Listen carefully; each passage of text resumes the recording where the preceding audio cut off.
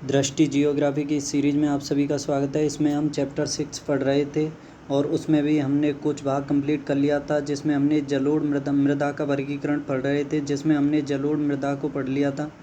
आगे उसमें अब देखेंगे जलोढ़ जैसे और पीली मृदा, लैटराइट मृदा सभी के बारे में देखेंगे। जैसे ये यहाँ पर छोड़ा था हमने लाल पीली मृदा पर, यानी रेड येलो सॉइल। इसमें देखते हैं कि यह भारत की दूसरी सबसे बड़ी मृदा है। जैसे कि भारत में सबसे बड़ी मृदा बताया था मैंने जलोढ़ मृदा, और जिसके बाद है लाल पीली मृदा। और इसका विकास दक्कन के पठार के पूर्व में तथा दक्षिणी भाग में कम वर्षा वाले उन क्षेत्रों में हुआ है जहां रवेदार आग्नेय चट्टानें पाई जाती हैं, जैसे ग्रेनाइट तथा नीस। इसका जो विकास है दक्कन के पठार के पूर्वी भागों में हुआ है तथा दक्षिणी भाग में भी हुआ है जहां पर कम वर्षा होती है उस क्षेत्र में, जिसमें रवेदार आग्नेय चट्टानें जैसे ग्रेनाइट तथा नीस पाई जाती हैं। और इसके अतिरिक्त कुछ यह पश्चिमी भागों में भी पाई जाती है। और प्रायद्वीपीय पठार के अधिकांश क्षेत्रों में इस मिट्टी का विकास होने के कारण इसे मंडलीय मृदा भी कहते हैं।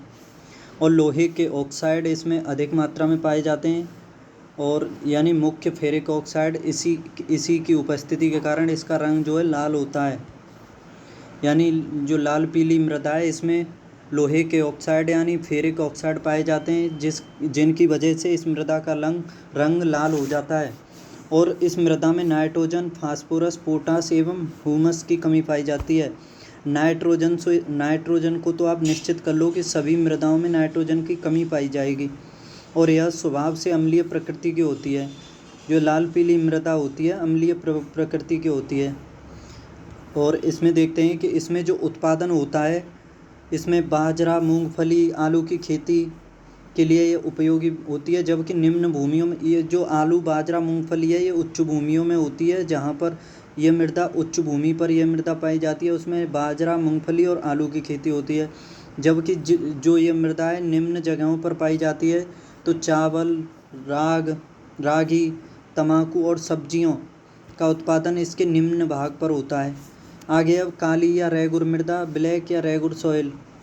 इसमें देखते हैं कि इस मृदा का निर्माण जो है दरारी उद्भेदन से यानी ज्वालामुखी के द्वारा जो लावा निकलता है उसकी वजह से होता है, और यह बेसाल्ट चट्टान से निर्मित है। यह भारत की तीसरी प्रमुख मृदा है। इसका सर्वाधिक विस्तार महाराष्ट्र के दक्कन ट्रैप के उत्तर पश्चिमी क्षेत्र में हुआ है। इसके अलावा यह मध्य प्रदेश के मालवा पठार में भी पाई जाती है, और गुजरात के काठियावाड़, प्रायद्वीपीय कर्नाटक के बेंगलुरु, मैसूर पठार, तमिलनाडु के कोयम्बतूर, मदुरई पठार तथा आंध्र प्रदेश एवं तेलंगाना के पठार और छोटा नागपुर के राजमहल पर्वतीय क्षेत्रों में पाई जाती है। यानी यह पर्वतीय भागों में, पठारों में और दक्कन ट्रैक में ये सभी जगह पाई जाती है। और इस मिट्टी में जो फसल का उत्पादन होता है यह मुख्यतः कपास के लिए जानी जाती है, और इसलिए इसे काली मृदा भी कहते हैं, क्योंकि यह अधिक उपयोगी एवं विख्यात है कपास की खेती के लिए। इसीलिए इसे काली कपासी मृदा भी कहते हैं। और इसका दूसरा नाम रेगोर भी है। इसके अतिरिक्त इसे उष्णकटिबंधीय चेरनोजम व ट्रॉपिकल ब्लैक अर्थ भी कहते हैं। जो इसका और अन्य नाम है उष्णकटिबंधीय चेरनोजम या ट्रॉपिकल ब्लैक अर्थ भी कहते हैं। उत्तर प्रदेश में इस मृदा को करेल की संज्ञा दी जाती है। पूछा जाता है कि उत्तर प्रदेश में काली मिट्टी को किस नाम से जाना जाता है, तो उत्तर प्रदेश में इसे करेल की संज्ञा दी जाती है। और इसके अतिरिक्त देखा जाए तो इसमें मृदा में गन्ना, गेहूँ, प्याज और फलों की खेती की जाती है। आगे देखते हैं कि ये जो मृदा होती है स्वतः जुताई हो गई हो ऐसी भी प्रतीत होती है, क्योंकि चलो और शुरू से देखता हूँ कि काली मृदा मृणमय, गहरी और अपारगम्य होने के कारण गीली होने पर चिपचिपी हो जाती है तथा शुष्क होने पर इसमें बड़ी बड़ी दरारें बन जाती हैं, जिससे ऐसा प्रतीत होता है कि इसकी स्वतः जुताई हो गई हो। इसलिए इसे स्वतः जुताई वाली मृदा भी कहते हैं। जो काली मृदा है इसको स्वतः जुताई वाली मृदा भी कहते हैं। और इस मृदा की जो जल धारण क्षमता होती है वो सबसे कम होती है, और बलुई मृदा की सबसे जो कम, इसकी तो सबसे ज़्यादा होती है और बलुई मृदा की सबसे कम होती है जल धारण क्षमता, जिसके कारण सिंचाई की कम आवश्यकता होती है इसमें। आगे देखते हैं ह्यूमस, एल्युमिनियम एवं लोहा के टाइटेनिफेरस मैग्नेटाइट यौगिक की उपस्थिति के कारण ही इस मिट्टी का रंग काला होता है। आपको पूछा जाएगा कि काली मिट्टी का कलर काला क्यों होता है, तो इसमें ह्यूमस, एल्युमिनियम और लोहा के टाइटेनिफेरस मैग्नेटाइट उपस्थित होते हैं, इसलिए इसका कलर काला होता है। आगे अब देखते हैं लेटराइट मृदा के बारे में कि ये जो मृदा होती है इसका विकास उन क्षेत्रों में होता है जहाँ उच्च तापमान एवं भारी वर्षा होती है।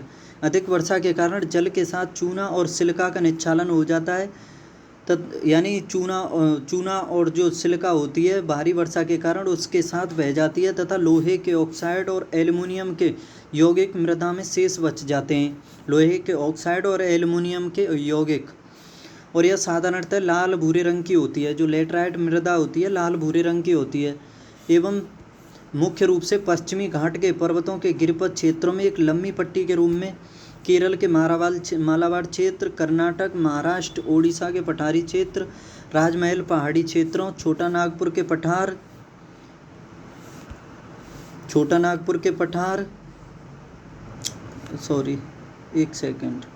पठार असम के पहाड़ी क्षेत्र एवं मेघालय के पठारों में पाई जाती है।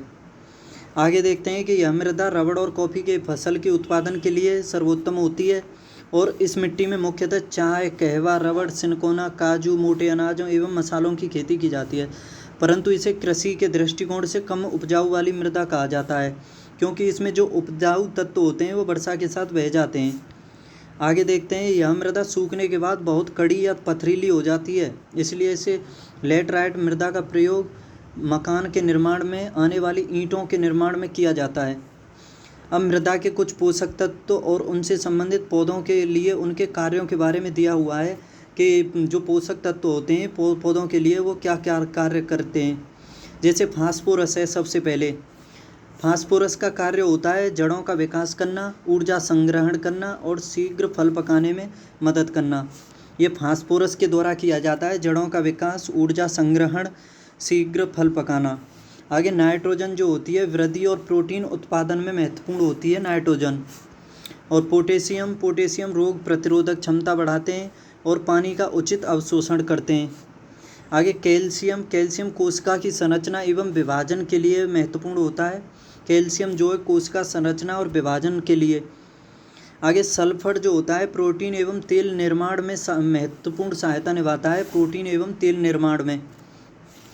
और मैग्नीशियम पौधे में लोहे के अवशोषण में सहायक होता है, पौधे में जो लोहे का अवशोषण होता है उसमें सहायक होता है। और क्लोरोफिल का मुख्य तत्व होता है मैग्नीशियम। आगे आयरन जो है श्वसन एवं क्लोरोफिल उत्पादन के लिए महत्वपूर्ण होता है, श्वसन एवं क्लोरोफिल। और आगे मोलिब्डेनम जो है दलहनों में नाइट्रोजन स्थिरीकरण के लिए महत्वपूर्ण है। मोलिब्डेनम नाइट्रोजन मतलब दलहनों में नाइट्रोजन स्थिरीकरण करता है। और आगे कोबाल्ट धातु है, कोबाल्ट जो है नाइट्रोजन स्थिरीकरण और विटामिन B2 का निर्माण करता है। ये जो कोबाल्ट है नाइट्रोजन का स्थिरीकरण करता है और विटामिन B12 का निर्माण करता है। आगे सोडियम जो है सूखा प्रतिरोध में वृद्धि करता है, मतलब सूखा रोग जो होता है उसके खिलाफ मतलब पौधों को मजबूत बनाता है, उसको मतलब सूखा के खिलाफ कार्य करता है और स्टोमेटा के खोलने में सहायक होता है। और जिंक जो होता है एंजाइम सक्रियता और प्रोटीन संश्लेषण के लिए महत्वपूर्ण होता है। एंजाइम सक्रियता और प्रोटीन संश्लेषण का कार्य जिंक के द्वारा किया जाता है पौधों में। आगे पर्वतीय मृदा, अब यह चौथी मृदा है। पर्वतीय मृदा हिमालयी पर्वतीय क्षेत्र और उत्तर पूर्वी भाग तथा प्रायद्वीपीय भारत के पहाड़ी क्षेत्रों में यह मृदा पाई जाती है।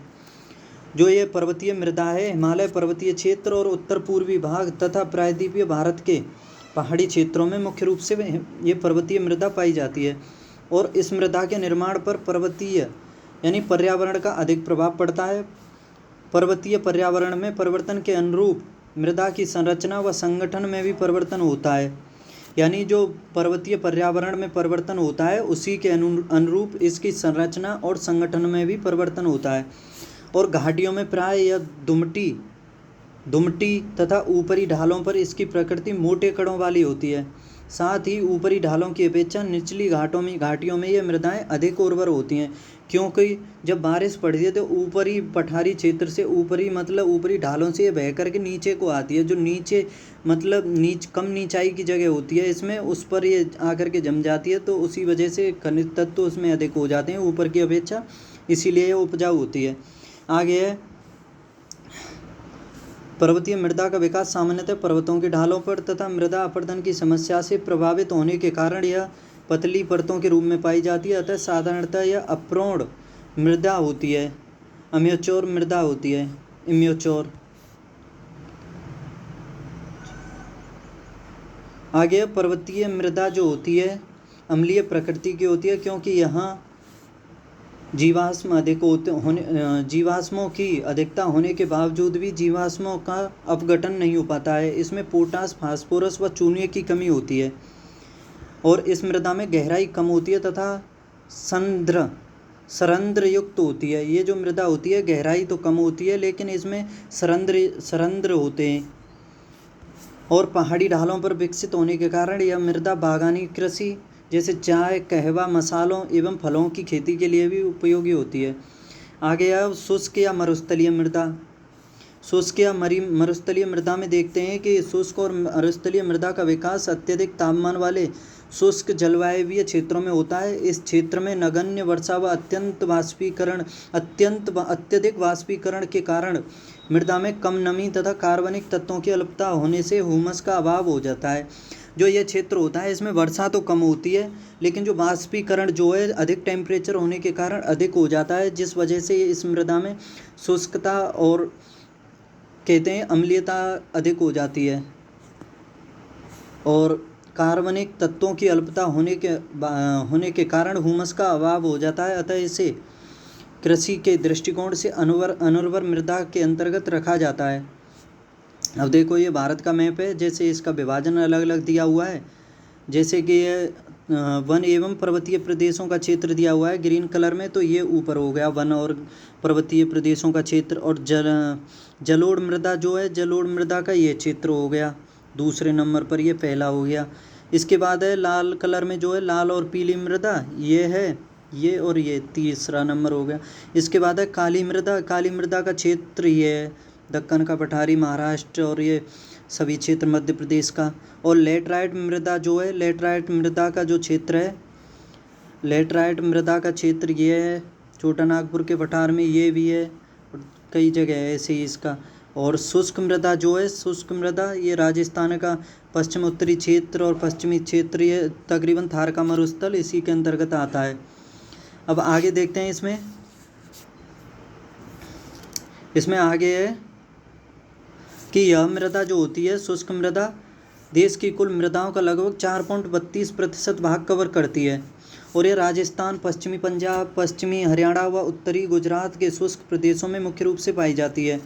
और इस मृदा में रेत सर्वाधिक मात्रा में पाया जाता है। इसमें कैल्शियम, लोहा और फास्फोरस की पर्याप्त मात्रा पाई जाती है, किंतु नाइट्रोजन और ह्यूमस का अभाव पाया जाता है, जिसके कारण यह संरचना के दृष्टिकोण से बलुई तथा प्रकृति के दृष्टिकोण से क्षारीय तथा लवणीय मृदा होती है, जो फसलों के लिए अनुपजाऊ होती है। और जो इस मृदा में उत्पादन फसल का होता है उसमें ज्वार, बाजरा, रागी और तिलहन प्रमुख रूप से पाई जाती हैं इसमें।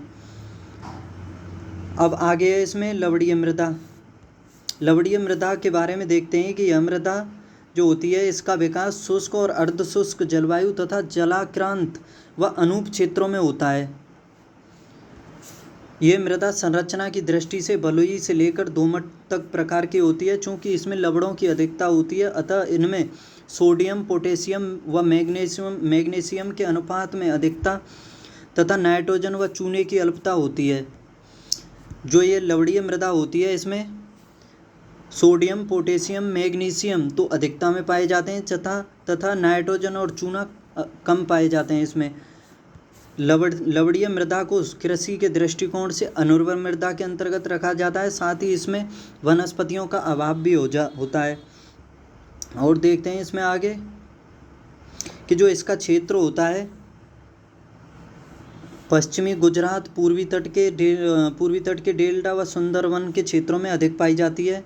इसके अलावा यह कच्छ के रण में भी लवणीय मृदा पाई जाती है। आगे देखते हैं इसमें कि पंजाब व हरियाणा के क्षेत्रों में अधिक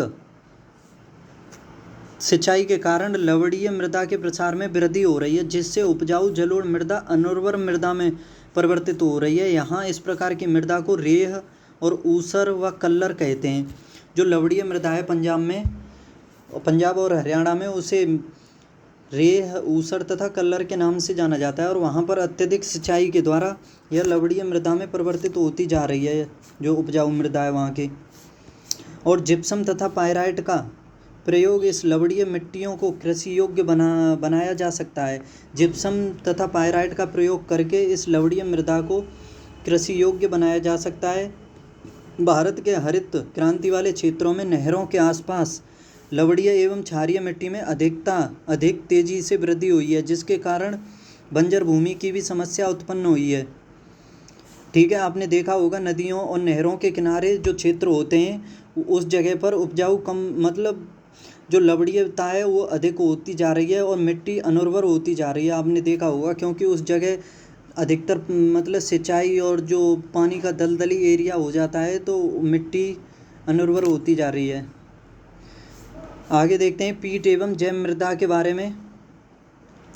पीट एंड बायोटिक सॉइल है ये। इस मृदा का निर्माण नदियों के द्वारा निर्मित डेल्टाई क्षेत्रों में जल का भराव होने के कारण होता है, और इस मृदा में भौतिक और रासायनिक परिवर्तन नगण्य होने के कारण अविघटित कार्बनिक पदार्थों की मात्रा अधिक होती है। और यह मिट्टी जो होती है उच्च लवणीय मृदा है, लेकिन इसमें पोटास तथा फास्फेट की कमी पाई जाती है। आगे मृदा गठन के वर्ग एवं उसका व्यास के बारे में दिया हुआ है कि एक तरफ तो मृदा का मतलब जो गठन के लिए जो कण का नाम है वो दिया हुआ है, और एक तरफ उस कण में व्यास या मिलीमीटर में दिया हुआ है। जैसे बालू मिट्टी है, ठीक है, बालू में जो इसका व्यास होता है 2 से लेकर के 1 मिलीमीटर तक होता है। 2 से लेकर 1 मिलीमीटर तक व्यास बालू मिट्टी का होता है, और उससे कम व्यास वाली मृदा जो होती है बहुत मोटी बालू होती है, जिसमें 1 से लेकर के 0.5 मिलीमीटर होता है इसका व्यास, और मोटी बालू का व्यास होता है 0.5 से लेकर के 0.25 तक, और महीन और बारीक बालू जो होती है इसका व्यास 0.25 से 0.10 तक होता है। आगे फिर इसमें बहुत बारीक वाली मृदा जो होती है उसका व्यास होता है 0.10 से 0.05 तक। आगे फिर गाद का होता है 0.050 से 0.002 तक। आगे मृतिका, इसका जो व्यास होता है 0.002 से कम होता है इसका। आगे देखते हैं ये अम्लीय स्वभाव की होती है तथा फेरन आयरन से प्राय जो ये मृदा होती है पीट मृदा, ये अम्लीय स्वभाव की होती है, ठीक है, तथा फेरस आयरन होने से इसका रंग नीला होता है। और भारत में पीट मृदा वाले क्षेत्रों में ही मैंग्रोव वनस्पति पाई जाती है, ठीक है, जो मैंग्रोव क्षेत्र हैं उसमें पीट मृदा पाई जाती है, और यह भारत में मुख्यतः केरल के अलप्पुझा जिला, उत्तराखंड के अल्मोड़ा व सुंदरवन डेल्टा में पाई जाती है, ठीक है। अब मृदा स्वास्थ्य कार्ड के बारे में देखते हैं कि इस योजना की शुरुआत जो हुई थी फरवरी 2015 में नरेंद्र मोदी द्वारा सूरतगढ़ राजस्थान से की गई थी, और इसका उद्देश्य था 3 साल में 14 करोड़ से अधिक किसानों को मृदा स्वास्थ्य कार्ड उपलब्ध कराना। और इस मृदा कार्ड का जो कार्य था खेत की विशेष मृदा के पोषक तत्वों की स्थिति को बताता था, और उसकी उर्वरता में सुधार के लिए जरूरी पोषक तत्वों की उचित मात्रा की सिफारिश करना था। तो दोस्तों आज की क्लास में इतना ही रखते हैं। कल यहीं से स्टार्ट करूँगा भारतीय मृदा और उसकी एक नज़र में देखने के लिए। जैसे ये इसकी सूची दी हुई है, एक साइड में मृदा क्षेत्र, मुख्य फसलें और उनमें उपस्थित पोषक तत्व और वो किस किस तत्व का मृदा में अभाव है, यहाँ से स्टार्ट करूँगा। आज की क्लास को इतना ही रखता हूँ। कल तक पढ़ते रहिए, देखते रहिए जियो दृष्टिग्राफी की इस सीरीज़ को। तब तक बाय।